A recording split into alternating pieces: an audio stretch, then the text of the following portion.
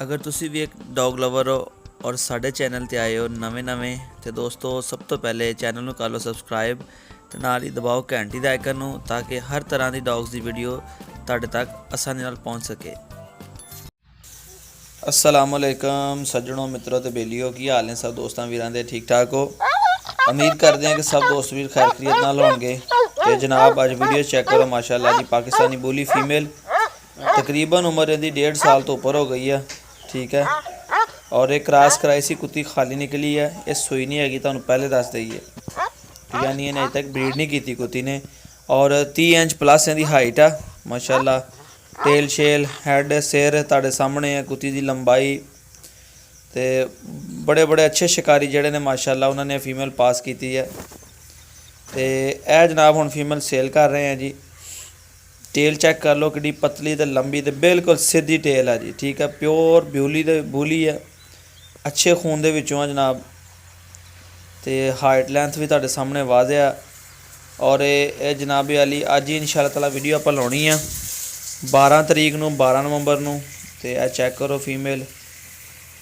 ए दोस्तों जिस दोस्त वीर ने लैनी हो रबता करे। ठीक है, तुहानूं पता फीमेल अच्छी है, इस करके कोई ये नॉर्मल रेंज च नहीं हैगी।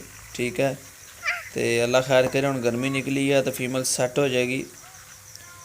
जिहड़ा कोई दोस्त वीर शौकीन होवे बुली दा ब्रीडिंग कराने दा तो एको दफ़ा अच्छी फीमेल लवे और अच्छी फीमेल लैके अगों दी ब्रीडिंग करावे। यह चेक कर लो, तुहाडे सामने नॉर्मल वीडियो बनाई है, कोई पठाना हार नहीं कि बैग जूम करके एड्डी वड्डी कुत्ती दिखा दिए।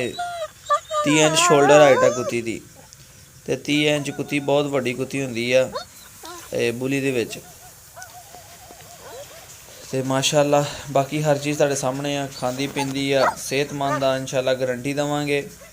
और पाकिस्तान के किसी भी हिस्से तुसीं कहोगे इंशाल्लाह ताला तुहानूं कार्गो भी करवा देंगे, वो भी नो प्रॉब्लम। तो एक्टिव भी है और एक अच्छी गार्ड डॉग भी है। पराया बंदा वेख के तो पराया कुत्ता देख के कहती है ना मैं ना कुछ कर देवां। तुहाडे सामने वीडियो बनाने में की कुछ कर रही है। तो इंशाअल्लाह ताला तुहानूं मुनासिब मिलेगी, जिहड़ा कोई दोस्त भी रबता करेगा तो अल्लाह खैर करे कार्गो भी हो जाएगी। जिस जगह ते जिस जिले च कहोगे भेज देंगे। और बड़ी अच्छी कह लो कि एक आफर हैगी आ पाकिस्तानी बुली के जिहड़े दोस्त शौकीन ने उन्होंने वास्ते। तो यह तुहानूं चला के चेक करा रहे हैं ताकि तसल्ली कर लवो।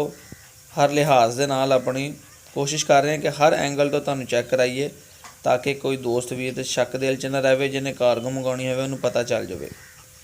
तो वाइट कलर आ, उपर जिहड़े डब ने ब्राउन नहीं छीणे रंग के डब आ। नंबर मेरा ऑलरेडी स्क्रीन पर चल रहा, कोई दोस्त भी लैना चाहे सीरीयस तो मेरे नाल रबता करें, इंशाअल्लाह ताला कार्गो कर देंगे। इजाज़त दो, मिलते हैं नवी वीडियो नाल, फिर अल्लाह हाफिज़।